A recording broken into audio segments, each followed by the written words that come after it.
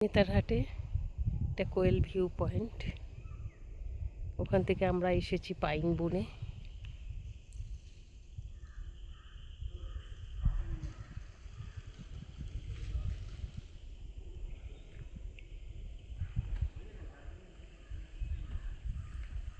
ঠিক এই জায়গাটায় এসেছি, আর এগুলো দেখে সত্যজিৎ রায়ের কাঞ্চনজঙ্ঘা কথা মনে পড়ছে, যেখানে এরকম নির্জন প্রকৃতির বুকে বসে সবাই যেন নিজের ভেতরের সব লুকোনো কথা, ব্যথা বলে ফেলেছিল সবার কাছে, সেরকম একটা জায়গা।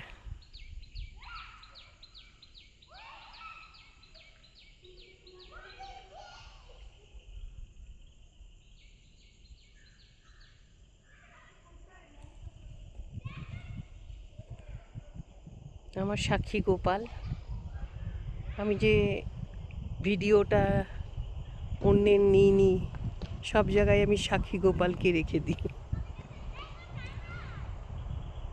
খুব ভালো